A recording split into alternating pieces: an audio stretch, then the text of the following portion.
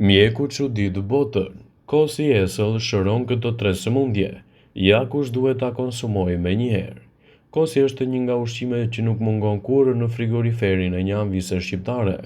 Shumë anvisa e zënë kosin vetë një herë në 2 ditë ose në 3 ditë për të siguruar se ky produkt nuk do të mungojë kurrë në shtëpinë e tyre. Kosi është një produkt mirëbërës si për të rriturit ashtu edhe për të vegjëlit. Ai prodhohet nga fermentimi i qumshtit dhe është i pasur me proteina, kalcium dhe vitamina. Sipas Clinical Nutrition do të rendisim në këtë video përfitimet kryesore që kosi do të sjellë në shëndetin tuaj. Kryesisht, kosi i përgatitur vetë në kushte shtëpie, pa përmbajtje të aditivëve dhe pa yndyrna të larta. Para se të fillojmë, bëni një like videos dhe ju lutem klikoni subscribe, do të na ndihmonit shumë. Kosi i bën mirë shëndetit të stomakut. Kulturat e gjalla të kosi janë efikase kundër konstipacionit, diarres, inflamacioneve të zorrës, problemeve të tretjes siç është zorra e trashë e të tjera. Këto probiotik forcojnë imunitetin dhe mbrojnë stomakun nga infeksionet. Nëse keni një stomak të brisht dhe vuani nga këto komplikacione, kosi, pa yndyr i përgatitur vetë në kushte shtëpie, është një zgjedhje shumë e mirë në rastin tuaj. Kosi është i mirë kundër osteoporozës. Brishtësia e kockave vjen si pasojë e ndryshimeve hormonale dhe mungesës së vitaminës D dhe kalciumit. Kosi është i pasur me kalcium dhe konsumi i rregullt i tij përmirëson strukturën e kockave. Kosi është i mirë gjithashtu edhe për tensionin e lartë. Studimet kanë konfirmuar se produktet e bulmetit kanë aftësinë të rregullojnë tensionin e gjakut. Me sasinë e duhur të produkteve me pak yndyrë, risku i tensionit do të ulet ndjeshëm me të paktën 50%. Kosi është i mirë për të mbajtur një peshë trupore të rregullt. Kosi është ideal për të kufizuar kalorinë.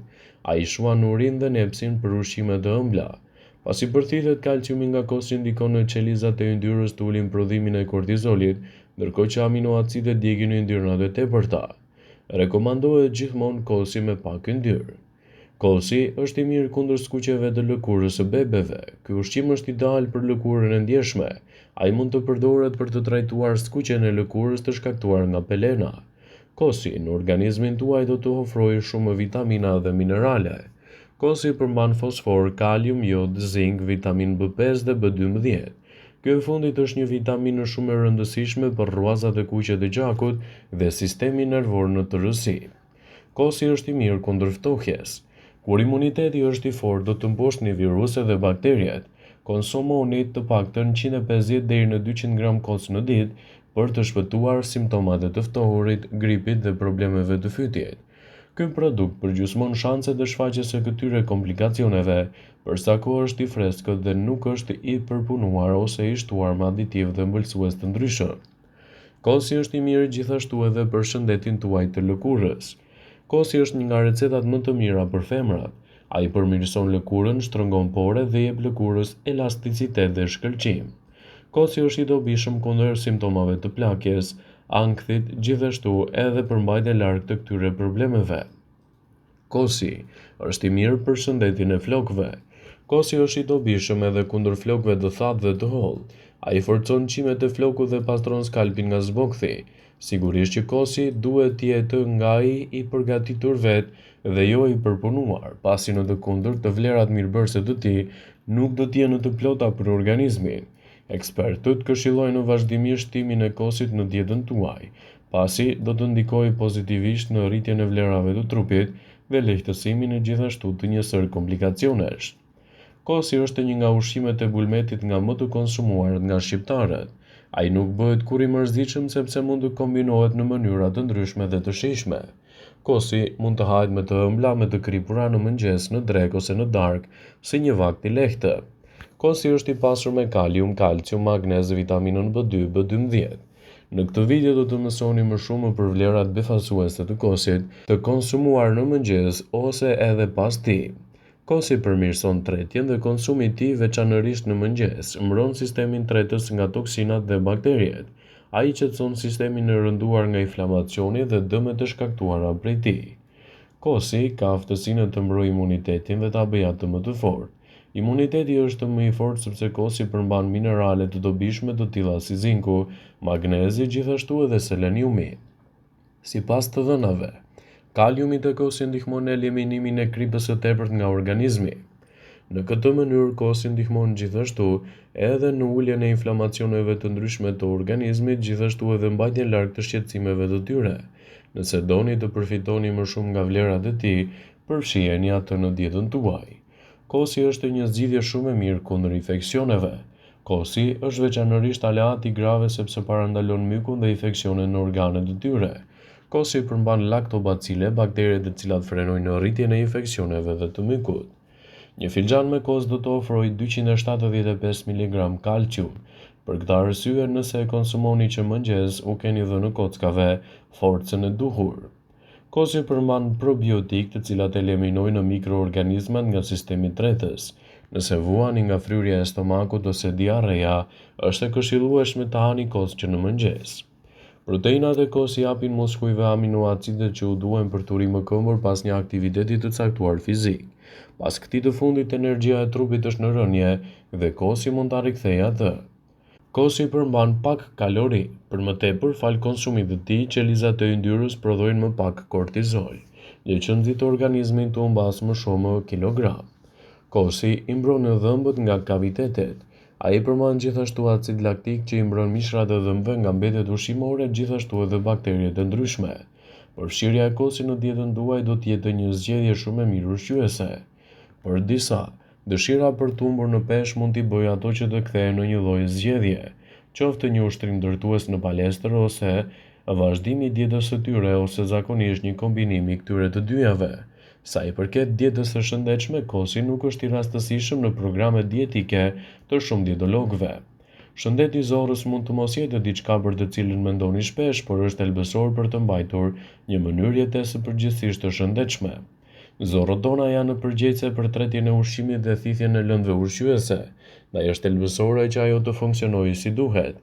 Një gjë që mund të ndihmojë në këtë proces është edhe përfshirja e kosit. Nëna juaj gjithmonë thoshte që të pini qumësht për kockat tuaja. Ndryshe, nga shumë gjëra të tjera, kjo ishte e vërtetë. Por ai mund të ketë gjithashtu edhe një mënyrë tjetër për ta zëvendësuar, siç është kosi, që mund të ndërtojë kockat e forta. Produktet e qumshtit, duke përfshirë kështu edhe kosin, janë në burime të shkëlqyera të kalciumit, i cili është gjithashtu edhe minerali kryesor i kockave. Kosi është i dobishëm për ata që vuajnë nga osteoporoza. Në mesin e problemeve të stresit dhe të punës, çdo gjë tjetër që mund të largojë këtë mund të jetë një zgjedhje e mirë. Humori juaj mund të bjerë her pas here falë edhe streseve të punës ose edhe ndikimeve të tjera. Ka mënyra klasike për të përmirësuar humorin tuaj. Ushtrimet dhe gjumi i mirë dhe ngrënia e kosit janë në përforcuesit më të mrekullueshëm të humorit tuaj, citon Brightside. Në ditët e sotme, është më e rëndësishme se kur të keni një sistem imunitar të shëndetshëm për të mbajtur larg infeksione dhe probleme të tjera të organizmit. Një nga mënyrat për të forcuar imunitetin është të konsumoni probiotik që gjenden te kosi. Duke ngrënë kos çdo ditë, ju ushqeni traktin gastrointestinal me bakterie të shëndetshme.